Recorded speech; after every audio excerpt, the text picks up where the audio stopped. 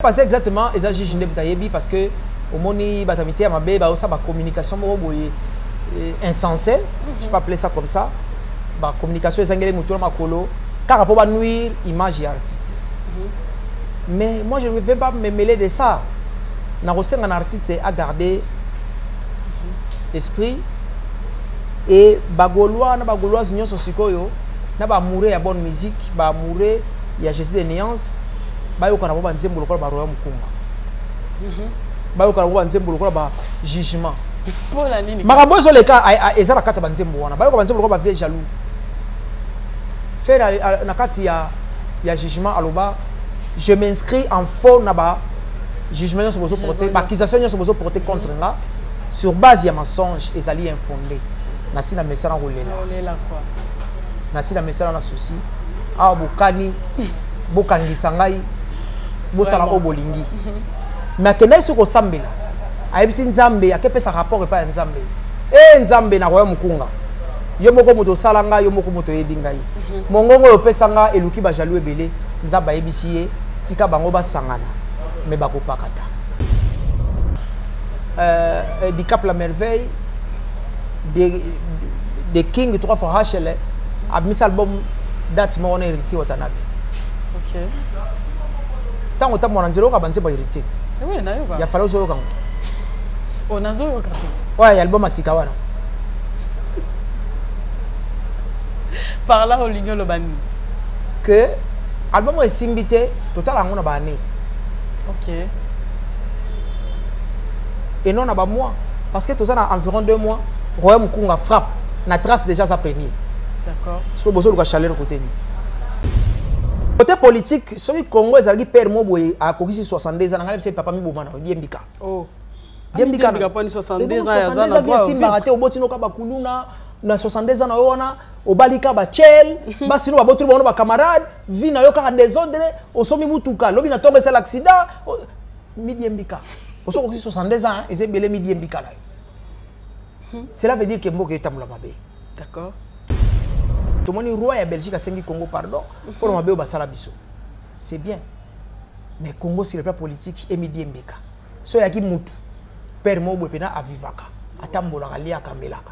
Nangala c'est papa midi mbeka, autre la chambre midi mbeka. Onyo ko mapamba. Vraiment. On a compris le on a Congo batanga batika le mukie. Comment ça? Batanga Tous les artistes belé ba yembaka na bango batala. Belé baza moins talentueux. Comment expliquer cela? Au moni Natangu ya avait le tout matosi orchestre ya papa Luambo Makiadi. D'accord. Nakati orchestre na bombe leader mo Lutumba. Nakati orchestre na bombe leader mo très talentueux Ndobo Petum. Nakati orchestre na bombe gi Josi Kiambukuta. Nakati orchestre ne abomba Madilu system. Na orchestre ya mutu moko. Papa Beta na wenge azaka. Et Alain Pela également, il n'est pas aussi. Il est malade. Sincèrement. Il est malade. Donc on s'est présenté pété. Keba na dernière minute le 29 na 16h47 Chakulenda Kiti. Pour ablo là. Hein? Ah, Chakulenda. Na baromi balé Alain Pela Marie-Paul là on a ancien ya Wenge pour Alain Marie-Paul Xavier mais Alain Pela a un impact na Wenge a marqué empreinte à Wenge ya Alain Pela et ça m'a cassé pour les cas Marie-Paul. OK. Marie-Paul ça la vocal moko. Salaire na yo radio salaire na yo. Adolphe Azanango ainsi de suite. Mais par rapport à la communication de André été mawara jabo changa ko pangoko. Mais ba tchao kazi. Bo changa ngoti. Ou bien récupérer faire ça clair. Ou bien honorable Serge Kayembe. Je vous propose 3 noms. Moi-même, Jérémy Yoka, Zachary Babaso et Serge Kayembe. OK. Pour André Babol Mukolenga ba ko ngota. Je sais que c'est un monsieur très talentueux, mais au moins il est belé à ça la sous métier en côté, la stratégie à sa personne qui ça appelle des repères. Il fallait Luca collaborer dans Batou. Ah, ça collaborer dans Batou, mais est-ce que je suis bien? Les 30 juin une date historique également. Historique à Mboka. Parce que sincèrement, tous les monde est l'oroté na banzela donc nous sommes perdus tous les est-ce que Baobé ta concert en les 30 est-ce que on ba pano ba ba sur pano publicitaire ba créer la stratégie à communication et autres tenir vraiment té na image et puis na célébrité à bateau et autres commenter au moins panneau publicitaire muto que Zando a comme na 7e ya moniango Ntoke njili akome na quartier ya Moniango bato bato ça c'est mati bana kingasani bakana malueka bakana kanluka tangela na orchestre Fabregas garçon mo ya danger zawana aye maka danger kumburi nani quand bien même Fabregas maestro na orchestre na épée a héberger ba talent na kati orchestre to bimisi vibratoire OK to ça na shomi na ngweli ozomona to ça na Patrick Beckham hein ozomona oui asa pamba pièce ra Fabregas mais ba orchestre so etikali banani bazakuna so leader yemo ebo yemba ba mise ba ebo yemba te so ba mise ba ebo yemba leader ebo yemba te nde ba orchestre lelo on utilise tous les mots et les vrais sens des mots valeur ajoutée OK wenge eza valeur ajoutée na kata wenge to mona jomo ko mboka lia mama na soliste mais oh migolo atikali na persi sans trace te o ina persi ndenge nini kokombele mape kana ya solo o kango te OK ozo comprendre ba evre na sala etikala na kata wenge to na jomo ko ne titi na Al Capone grand rumeur na kata wenge to na papa moko ne jibe mpiana l'homme qui a mis l'eau dans le coco il a coloré le ciel il a pris aux oiseaux à chanter na kata wenge to na jomo ko ne Jésus des nuances Ferregola na kata wenge to na jomo ko ne le roi de la forêt Weranson Igwe na kata wenge to na papa moko ko ne Manda chante un grand chanteur na kata wenge to na jomo ko ne Aimé les laisse de Mingongo ozo comprendre na kata wenge ça veut dire que musique ya lelo bato belé ba se référent à jomo ya se référent à Emilia jomo ya se référent à Ferry jomo ya se référent donc ça c'est wenge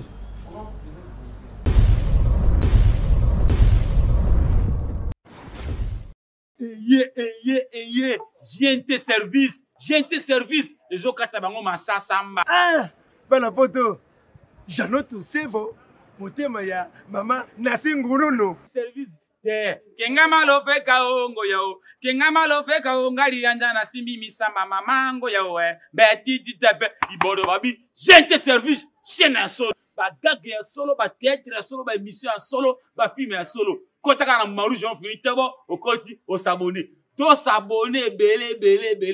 Fini les tracasseries en Europe pour vos envois de voitures, meubles, colis et toutes sortes d'appareils électroniques. La seule agence c'est JNT Service.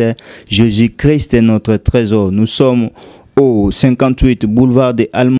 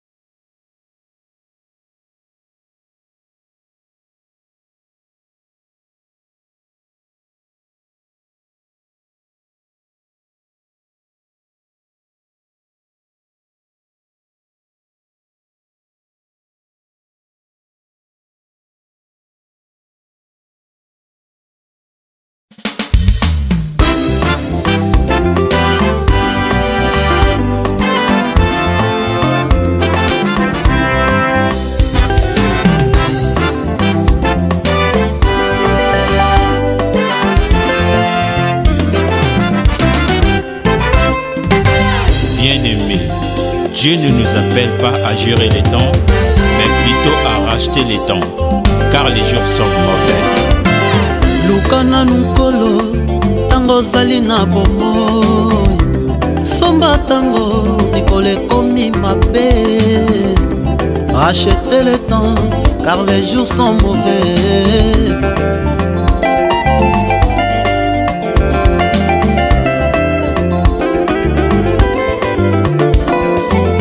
Ekobongisa nanu bomoi tango ngolo ezali somba tango mikolo etikali moke. Rachetez le temps car les jours sont mauvais. Mibongisa ndeko mikolo ekomi mabe. Bazalaki baseka zomi mitano mayele mitano ya bazoba.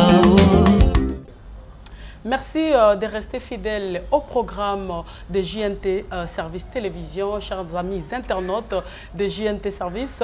Bonjour et bonsoir. Hein. Cela va encore dépendre une fois de plus de l'heure à laquelle vous allez assurer cette émission. Je suis la bienheureuse Nathalie Sifa pour les intimes. Aujourd'hui, je vous reviens dans ce nouveau numéro pour l'actualité et belé au circuler, ils ont préoccupé aussi tout le monde. Et là, je vais recevoir pour vous cette personne qui est parmi. Hein, et il reste bien sûr la liste à Batou Obaotika, inoubliable dans l'histoire Yambo Cannabiso. Lui, c'est Monsieur Jérémy Yoka, il est journaliste, chroniqueur, analyste bien sûr, sociopolitique. Il est déjà avec nous sur ce plateau, à qui je dis bonjour. Ouais, bonjour la bienheureuse.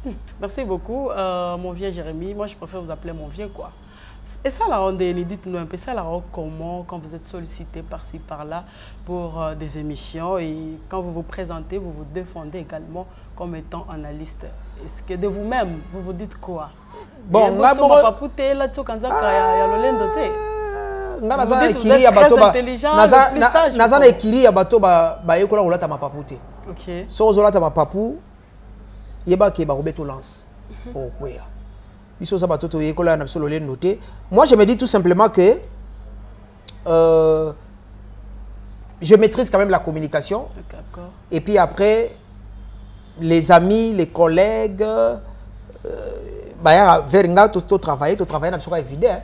Mais na tia ngote nga na commis danger po batu mususu. Azuka deuxième na commentaire moko. Ayamba so appelle te. Non, ça sert à rien. Vieux ani ngona te. Vieux ani ngona te. Orata ma bele no yamba chombo te. Oh. Nalobi garçon moko mane Francis ma vimpi. Na ebiete. Abenga na WhatsApp pendant que je n'étais pas en ligne. Tant on a zongi na monika ka numéro moko ebengaki. Na komela ngo kuku a rappeler nga. Ah viens na sepela ko lobaka bien boy na boy chap Western Union. So soda yamba ki. On l'a raté hein. Vraiment. Soda yamba ki. On l'a raté sincèrement. Dans la vie le lendo fait la yembango. Le lendo za tina te. Le lendo na tina te e futaka te. To za la bisonga déjà na combattre bato ba saka communication d'orgueil. Komi kumisa trop, komi lobela plus te. Lobela o bato ba ozela. Ndeto vandi boye. Quoi na lolendo e futaka te. Na lobaka phrase mo na français. Cessez de nous tourmenter avec vos petits pains sans mayonnaise. Sans quoi? Sans mayonnaise ni dedans. Parce qu'il y a des gens qui ont des boulangeries. Oh. C'est profond. On a lipa. On a ça orgueil pour la lipa. On a boulangerie baza. Yo suis sani à foufou. On a ça lolendo on a restaurant baza. Ça veut dire que anango mais pour y moka liate pour batubaya na bako kolia. Vraiment. On a c'est la on a mutu a déjeuner à sali vidéo. Ah bisoka boy. Baba mo na ndeni. Bisoka boy. Sikoyo bato yo yende DG ya Kwilungongo. Sota yo mela tinga za na ngane izina sukali yanga. So comprendre. Donc cessez de nous tourmenter avec vos petits pains sans bleu blanc. Ni mayonnaise. Ni mayonnaise. Car il y a des gens qui ont des boulangeries. Ba otalopé. Donc neto ba boy bato ba lekibiso na mayele bazali. D'accord. Bato e fa tubo tonga po bika azali. Sko to yo la sa lo lendo te. Po bato ba lekibiso ba otala biso. Voilà. Et voilà, mon vieux Yoka, nous approchons déjà petit à petit, jour pour jour, on a 62 ans, il y a indépendance Yambo Cannabiso. Alors, selon vous, en étant un analyste, bien sûr, et congolais, qu'est-ce que vous pouvez faire une lecture du côté politique depuis que le Congo est Congo et du côté musique également? Je sais pourquoi cette question. Côté politique, celui Congo est allé père Moboye à Kokisi 62 ans, c'est papa mi bobana Diembika. Oh. Diembika pas 62 ans, il a bien si maraté au botino ka bakuluna na 62 ans na yona au balika ba chel basino ba botu ba camarade vi na yo ka désordre au somi mutuka lobi na tombe c'est l'accident mi Diembika. Au so Kokisi 62 ans et c'est belé mi Diembika là. Cela veut dire que Mboka est amula mabe. D'accord. Quand bien même que le chef de l'État a aussi un effort naé tout le monde roi à Belgique a sengi Congo pardon pour le mabé basala biso. C'est bien. Mais Congo sur le plan politique est midi mbeka. So yaki mutu père mobo pena avivaka. Atambola galia kamelaka. Nangala c'est papa midi mbeka, on la chambre midi mbeka. Onyo ko pamba. Vraiment. Mais sur le plan culturel la musique, je dirais, Congo, c'est un peu mitigé. Ils ont mitigé. Ils ont moi sangisa. Congo uti musika na rumba rango, ezoya, et comme place moro elinge perdre, et perdre rumba wana valeur na ye. Parce que la rumba congolaise est tripotée par plusieurs personnes, par plusieurs pays si vous voulez. Bazo tripoté, ba comité. Parce que biso au lieu de tirer na authenticité, tongito landa ndenge bango avec biseli wana. Modernisation. Les cas va couper décalé. Et ça modernisation que tout est. Et ça complexe. OK. C'est biso ba congolais tous a complexé d'une part. Makasi. Et puis à part ça, zonga la musique ya kalati yoka ba talent. Ba tabule roshiro, ba Franco Lutumba père mobo ya gaya rasimbi guitare, aoyemba obeta. On a ba icône sincèrement. Ba tala bongo ça souti. Ce sont des rappeurs. Oui, bah ça va repère. Mais bana lelo ba comme ko kima ko se repérer na bango, mais ba comme ko se repérer na garçon mobo ya 17 ans à Nigeria. OK. On se comprend. Et finalement on a compris le on a Congo ba talent ba tika le mukie. Comment ça? Tous artistes belé ba yemba na bango ba talent. Belé ba za moins talentueux. Comment expliquer cela? Au moni Natangu ya velo Lutumba tosi orchestre ya papa Luambo Makiadi. D'accord. Nakati orchestre na bombe leader mo Lutumba. Nakati orchestre na bombe leader mo très talentueux Ndobo Petum. Nakati orchestre na bomba ki Josi Kiambukuta. Nakati orchestre ne abomba Madilu system. Na orchestre ya mutu moko. OK. Tangela na orchestre Fabregas. Garçon mo ya danger zawana. Ayemba ka danger kumburi nani. Quand bien même Fabregas maestro na orchestre na épée a hébergé ba talent na kati orchestre to bimisi vibratoire. OK. To ça na Shomi na Ngwelia. Ozomona to ça na Patrick Beckham hein. Ozomona. Oui. Asa pamba pièce ra Fabregas. Mais ba orchestre so etikali. Banani bazakuna. So leader yemo ebo yemba ba mise ba ebo yemba te. So ba mise ba ebo yemba leader ebo yemba te. Nde ba orchestre lelo. Donc, musique nabiso est tellement bien, mais tu vas comprendre que tu as vision des autres bango, tu manque de talent. Vous comprenez? Donc, et puis soutien à l'État. OK. Bah, monsieur le préféré, à ce na poto sarane, il banga na ya sara kayou na ye. Parce que soutien, il y a l'État paye exati. D'où so to tanga musique na so bande pa e outi ti pa ito komi musique et mati sur le plan il y a nane technologie pe koli hein il y a ko véhiculer musique est tamboli mais sur le plan il y a authenticité il y a qualité artistique to perdre ta ba génération lelo ba ne belo mi lelo ba chanteur ba bo yimba ba zamuki mingi ba yibina ngo yimba te mais ba linka polémique. Donc, si on analyse la musique, et comme on kende, dans la héritier otanabe. Tant que le batala ba comme muke, azaki na raison. Batala comme muke, bat baye boyem, bat skali muke. Mais bat bazo ki on mabe sincèrement. Bat bazo ki mabe peut-être pour amona ba. Te bat bazo ki mabe pour tanga ile ki na e Fabregas. Bat amona ki wa kenda ki bien te, mais je pense que généralement, on a une particularité on a té, na général, sur le plan général, il avait raison. Sur le plan général, batalan ya batu, batu bebo yemba batikali muke. Vraiment. Zoé Bella, Zoé Yemba, Souhaitez c'est Anthony Sampaio, Guy Moller Mapamboli. Hein? Na viva tono ba fait na biso apocalypse. Yasha Bampema. Ba Pati Pacheco. Ah lui là c'est un élément, il se néglige apparemment. En fait, Ezali Karake, le prince du village Molokai. C'est pas qu'il se néglige. Biso ne doit pas valer la artiste était. D'accord. Biso doit avoir un succès. Maintenant qu'est-ce qu'il faut? Tout le na kaya Pati Pacheco. Il faudrait politique culturelle n'amboka ezate. Politique culturelle n'amboka ezate. Parce qu'il y a bimisa barba papa et ça la musicien en fait aluka ko s'imposer té. Politique culturelle il y a mboka et ça la que musicien on s'imposa déjà vos bima. mukolo sali œuvre na yo ba intérêt sur l'état tiela ki yo ozuango. D'accord. Na retour au banga au la promotion te na retour mais quand lorsqu'on a rien on ne sait rien faire. Aujourd'hui on n'a pas de producteurs. To commander na plus de profiteurs que ba producteurs. Vraiment. Voilà. Yango moni nous les autres ndenge wana. Vraiment tozonga côté musique parce que to beta mali solo nango. Retournons un peu du côté la sécurité de notre pays. Vous êtes un analyste congolais. Le Rwanda soutient bien sûr les rebelles, il y a M23. Et puis, c'est-à-dire, soutien et ça dit que jusqu'à présent, il y a toujours des tueries, guérison continue. Comment réagissez-vous? Guerre Rwanda, nakora Robert en guerre ti. C'est quoi Robert en Nazoya. Nalinga pas ko ba makambango mingi te. Pourquoi? Na koma na este wana na bakanyaro chinya, na komi na Bukavu kuna, na komi na ba village wana. Et na pesi vient nga Zakari baba so mbote. OK.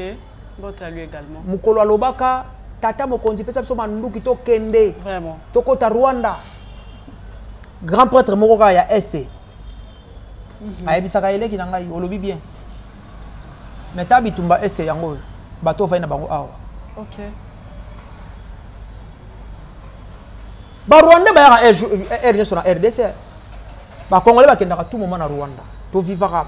Là je parle en tant que na côté peuple. To vivra to coopéraka. Au moment où to lingi fille moko ya Rwandais ya congolaise, elle non j'ai mon ami rwandaise. Et bien bino ba kino bolinga ba rwandaise. Que c'est même mon ami rwandaise. Sikoyo. So solo bandeko bazakuna. Ah, mambagero yo na kwa na obi ngongerte. Okangela on est logi. Et ça rango salge. OK. Et ça jemo elika wana. Kaka yomoti balobaka ba infiltrer bazana kati armée na biso, ba infiltrer bazana kati ya politique na biso, ba infiltrer. Donc ce sont des fils du terroir. Ne basala makambo wana. D'accord. Selon ba information qu'on a sur place courant. Alors, le roi c'est le mot un peu flou, un peu bizarre, un peu compliqué, na préféré na lo baka yango te. Motema na kaka ndeza ko signer. Azoli la kana motema. Pour baba kufa basa ba congolais vraiment et ça fait très mal.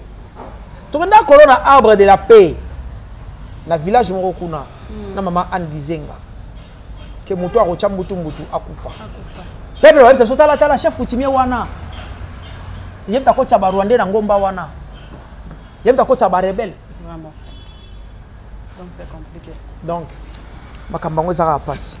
Et ça passe, mais communauté internationale et Sengina Félix Tshisekedi, le président actuel, a négocié avec M23 et également a négocié dans Rwanda. Communauté internationale a des chapsons rebelle. Parce que dernièrement la population basilika bakenda tina frontière à Rwanda ba kota kaka. Communauté internationale wana de ba kota chapsons. Et ça va gêner bango en fait. Ba tindinga musée Laurent Désiré Kabila na erreur ndenge wana. Akenda osine ba contrat o ekuta mboka. Vraiment. Alors masolo ya ndenge wana ya kobisa mokonza négocier na bango ozo négocier na banani po basala ni po bango to ba ya négociation basenga bakota na pouvoir après to comme na Rwanda mo ya sous ministre des affaires étrangères vraiment après to na Rwanda mo comme sous général ça fait mal les gens mamba soni donc communauté internationale tika pso to vivre vraiment mboko eza ya biso donc lisumu ya Congo eza po nzambe atiela biso minerie na mboka. Exactement. Fait ba minerie ngo zana ngote. Poto ngato vivre. O mboko zo zanga minerie ba vivre te. Bazo vivre. Ko le kanabiso. Les biso peut to vivre car malgré to vivre bien te ticket zo mata tout moment transport yango wana zo mata tout moment. Muska de comme 500 francs. Ndembi kero tu na mupi kwa ndembi. Moi 30 c'était boye. 500 francs. Exactement. Bilo onyo César mata na bonzi. Boy ko minerie on musana ngoni. Yo basala na cobalt basala ngoni. Yo yebite ngape na yebite. To yebi na misote. Bilo ebele komo na ngonini. To yebi na misote. Do balongo la biso ba minerie na bango. Ba longo la kote poeza déjà lonza matia na mabele na biso. Si comme mbati kam suka to vandati. Sombe loka muninga somba. Kwa ko yiba te kwa ko menacer te kwa ko beta te kwa ko botola te. Vraiment. C'est triste et ça fait mal. Et les Congolais en général, Tokyo Salani pour retrouver paix. Tenzama pesa biso mayele ya ko sala auto ko sala. OK. Pona biso moko to tcheba mayele belé sans impact. Nzamba pesa biso mayele. C'est tout. Et un message pour na FARDC. Bilombe Bibali a FARDC, ça même nanzebo moko camarade nangai Thierry Finita Yembi na initiative nangai boye. Nzebo moko kitoko pona ba FARDC boza Bibali bolimba te botele mabobunda pona ekolo mboke kweya te. Bendele ekweya te. FARDC bendele ekweya te. Ekweya te, oui. Tout ce que je peux demander à FARDC. D'accord. Au Tagolo, le roi Léopold, il y a Belgique et Azana Kinshasa, bien sûr. Toyambi un peuple congolais. Souvenir ni Ozana Wende, il y a colonisation à Belgique. Ngaïta Mazara. Parce qu'il y a colonisé. Vous venez de le dire là. Tant que vous colonisé biso ngazagité na botamité. Mais na solo. Basa biso bien na bébélé. OK. Quand vous avez regretté. Alors bi n'importe quoi belge, jeune rosso ba whisky té. Donc noir. A repayé whisky té. Parce que mon colo m'a indépendance de Salama via baya whisky. A profiter ba baya whisky pas là na ye les kaka coûte toujours voilà. A éviter. Le temps on appelle on a whisky. Vraiment. Muto ça dit à catégoriser biloko oyo mundele ka muto sombango. Parce qu'une telle bateau bon il facilite olimbi sa bango eza. Vraiment. Mokila lelo tota mona mokila mawa, mokila pardon. Bandego belpe ba ke Belgique bangindi hein. Bon pas qu'on guinde ba 800 francs. Facilement comme ça on a 600 ngaza malheureux. Roi si à reconnaître que racisme ezala ki n'époque na bango mabe ezala ki banyokola ki biso a présenter ba mele ya culpa na ye. Na minute on de siko to métiger ba force biso na ba belge. To ça noko na mwana. Noko na mwana nkasi. To go so na troté. Mais toyo kana ya solo to sangisa ba force ou to tamura malamu. OK. Bon, retournons les sources de la musique. Wenge 4x4 Zobeta dans quelques semaines à un stade des martyrs. Est-ce que il y a une valeur vraiment ajoutée dans la musique congolaise? On utilise tous les mots et les vrais sens des mots. Valeur ajoutée. OK. Wenge il y a valeur ajoutée. Nakata wenge to mona jomo ko ne mboka lia. Maman na soliste. Mais au Migolo tikali na persi sans trace. Te o ina persi ndenge nini kokombele. Mape kana yo solo o bango te. OK. Ozo comprendre. Ba evre na sala etikala. Nakata wenge to na jomo ko ne titi na Al Campone. Grand Roumain. Nakata wenge to na papa moko ko ne JB Mpia na l'homme qui a mis l'eau dans coco. Il a coloré le ciel. Il a pris aux oiseaux à chanter. Nakata wenge to na jomo ko ne Jésus de Niance Ferregola. Nakata wenge to na jomo ko ne le roi de la forêt Weranson Igwe. Nakata wenge to na papa moko ko ne Manda chante. Un grand chanteur. Nakata wenge to na jomo ko ne Aimé Lélès de Mingongo. Vous comprenez? Nakata wenge. C'est-à-dire que musique ya lelo batebele ba se référent à jomo ya se référent à Emelia. Jomo ya se référent à Ferré. Jomo ya se référent. Donc ça c'est wenge. Ça c'est Wenge. Donc Wenge, ils ont mérité belé. Gloire à Dieu, vous allez décorer jour le 30 juin, au stade des martyrs. Vous allez décorer, vous allez faire plaisir. Pour tout le monde, vous allez décorer dans le cercueil. Ils allez bien vous allez Moussala Kitoko. Vous allez reconnaître de son vivant, vous allez reconnaître dans le cercueil. Pour une fois, tout le monde a Wenge, vous allez décorer, vous allez vivant, et ça les bien. OK. Donc pour ça, il y a vraiment une valeur ajoutée dans la musique. C'est une valeur ajoutée. Il y a des photos pour les talents aux Wenge. Ils ont beaucoup apporté. Dans la musique à Congo générique, il y a là. Vraiment. Car Zegetaka. Ma Zegetaka. Moi, c'est Ben. Wenge Pene Yobite. Générique. On appelle le Wenge Mima. D'accord. Bah, il y a générique. Bah, il y a bon chic, bon genre. Bah, garçon, bah, là, t'as kitoko, bah, ça propre. Quand il y a une mission de raza voyou. Mais ça, qui est dans la classe. Mais allez, ma kaba, à tiki na no musique. OK. À ce congé dans l'orchestre, à quel temps? D'accord. Lelo, ça fait de lui ce qu'il est. Vous comprenez? Bah, ouais, parce que moi, musicien, mais à quel IEC. OK. Donc, Wenge qui n'a pas valeur. Badolf, Jomo de Amon Apoto, alataka bien akenda atanga na poto Mwana Maniema. mwana Maniema ye mo ayemba na yebi tango kokoma Paul Mukoko wakozala saki batu na ayemba déjà za mwana Maniema donc wenge etondisi ba valeur ebele wenge za na ba qualité belé wenge et voilà wenge coloniser musique congolaise. Alors parlons sur le palmarès. Est-ce que bazan palmarès ça makas? Wenge ba na palmarès ça des fois ba sali ba disque oyo sali ba succès mondial et puis ba zui ba trophée au Saranate to lala to vanda bo na butu moko wenge lokota 9 palmes d'or 9 trophées na butu moko ba to la ba 3 trophées ba 2 trophées ba 4 trophées wenge so 9 trophées na butu moko 9 pour oh meilleur 9 trophées na butu moko c'est facile il faut le faire. Alors événement il est 30 juin na stade de Martyrs au wenge ba osanga na ba beta. Jusque là il nous reste que quelques semaines.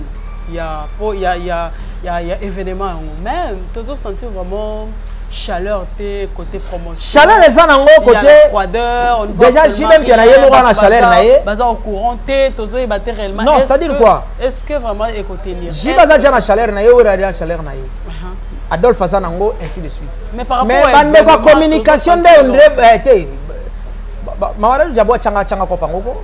Mais ba tia okazi. Bo changa ngoti. Ou bien récupérer faire ça clair. Ou bien honorable Serge Kayembe. Je vous propose 3 noms. Moi-même, Jérémy Yoka, Zachary Babaso et Serge Kayembe. OK. Pour André Babol mon collègue ba pour ngota. Je sais que c'est un monsieur très talentueux mais au moins il est belé à ça la sous métier ngoté. Ba stratégie à sa personne qui ça appelle de ba repère. Mais il fallait Luca collaborer dans bateau sous pour ça. Ah, collaborer dans bateau mais est-ce que je suis les 30 juin une date historique également. Historique à Mboka.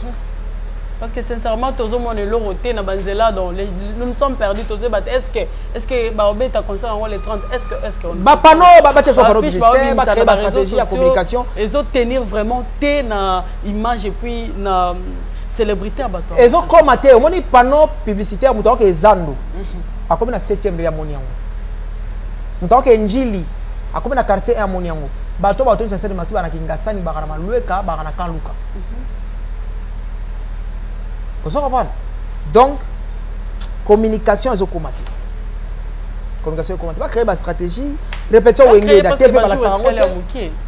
Ba jour etikali vraiment ya kokoko. Mais ba pesa biso to sarango ngara betango dada. On en sent bien.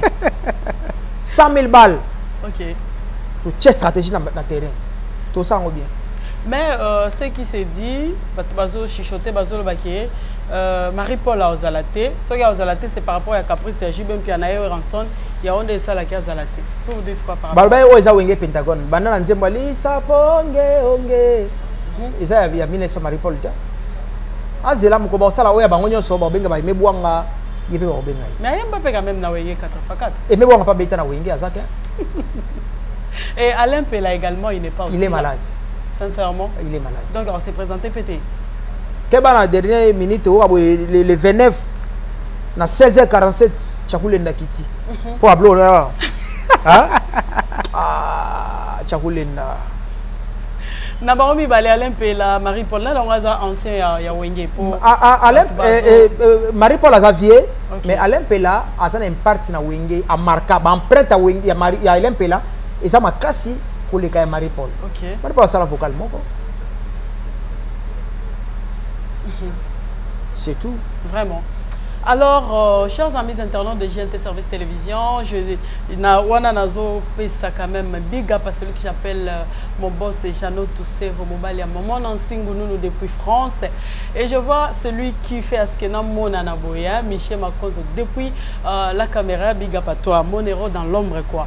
Mon vieux Jérémy Yoka nazongeli lisusu potobeta masolo ya tu na habité na robenga ngo eza arrestation il est retenu bakangi ba condamné tout ça jusque là toza vraiment la précision il y a c'est celui qui fait également l'honneur de la musique et la culture congolaise le Fergola padre qui est retenu ou détenu tu habité alors tu habité que vous êtes parmi des personnes plus proches Oh, a occupé sa biso vraiment éclairage par rapport à Makambo. Qu'est-ce qui s'est passé exactement côté Ferregola? Ce qui s'est passé exactement, et ça j'ai parce que au moni batamité à ma bébé, ça ba communication insensée, je peux appeler ça comme ça. Ba communication ezangele mutura makolo, car pour nuire image et artiste. Mais moi je ne vais pas me mêler de ça. Un artiste à garder esprit et bagolois na bagolois union sosikoyo na ba mourir ya bonne musique ba mourir ya geste de nuance ba yo kana bo banzembo lokola ba roya mukunga ba yo kana bo banzembo lokola ba jugement voilà nini makambo zo le cas ezala kata banzembo wana ba yo banzembo lokola ba vie jaloux faire na kati ya jugement aloba je m'inscris en faux na ba jugement sur besoin porter accusation sur besoin porter contre là sur base ya mensonge ezali infondé. Nasi na mesana rolela quoi. Nasi na mesana na souci. Ah bokani bokangisa ngai bosala ko bolingi. Mais kenai soko sambela. Ayebisi nzambe akepesa rapport pa nzambe. Nzambe na roya mukunga. Yo moko moto salanga yo moko moto yebi ngai. Mongongo yo pesa nga eluki ba jaloux ebele nzamba yebisi ye tika bango ba sangana. Mais bako pakata.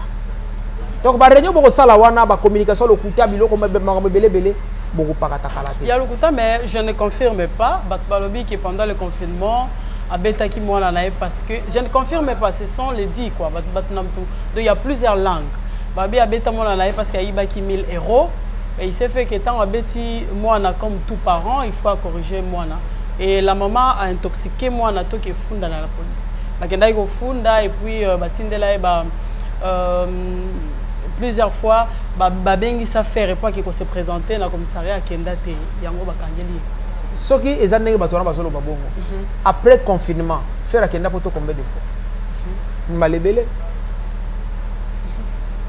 l'accusation oyo ezali infondé sur base de mensonge basa la garder bamoni mais bako pakata ndeni parce que la minute a détenu nayebi qui va retrouver sa liberté. OK.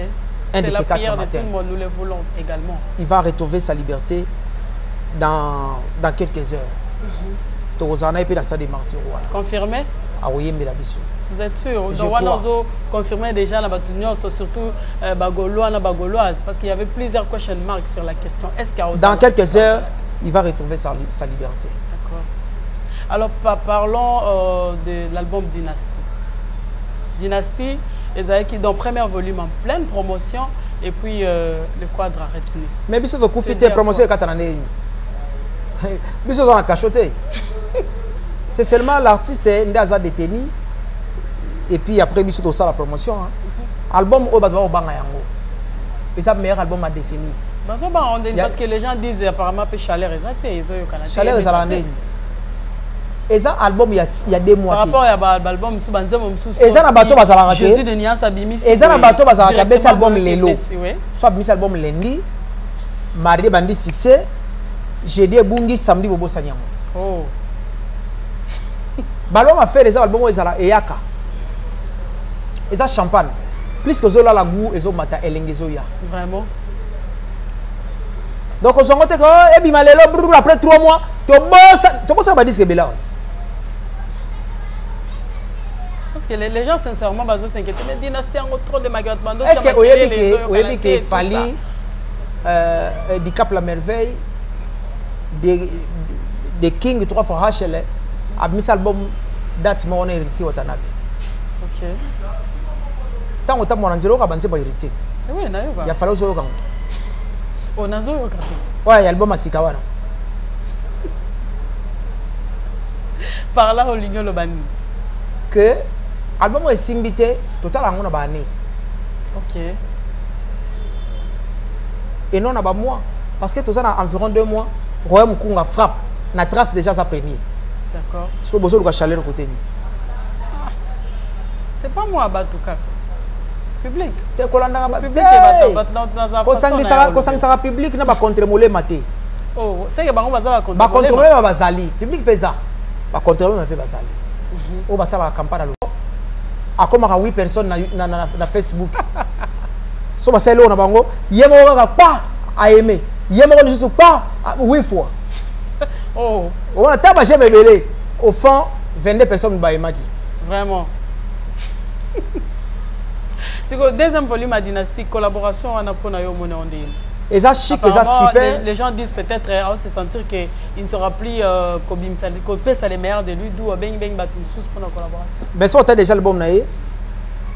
Au premier volume, il y a déjà premier volume. Au moins, on devrait faire ça pour sortir Benga Batouté. Et puis, et ça seulement que public est senga. Batou ba sengi. Et puis, à Tali, ba frère, il y a Bengi ici, il y a Balabala, ce sont des Bill Clinton, des Célos Scram. Et ça, Serge Mabel, il était mon lopo. Et ça, c'est ça, Batounaye, on va travailler là, bango. Voilà.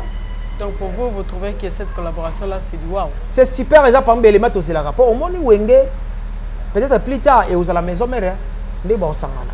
Ok. Tous on appelle Martin, on appelle événement. Vraiment, Naseki. Alors, Yoka, mon vieux. Oui, mais Snell peut m'attendre. Mais moi, je suis là. Tala, courant et ça doit. Et ça me boga Congo, papa. Et ça me boga Congo. Tu dois riche, ma richesse. Il y a un autre solo banayo. Ouais. Tu as un boga Sony. Sony. Tu as courant et ça là. Le roi la mine d'étoiles. Il y a un boga Koufa la Okala. Et tu es boga d'ailleurs Kalako. Est-ce que peut-être ton il faut ni mon vieux? Il faut bonne volonté, il faut la première des choses.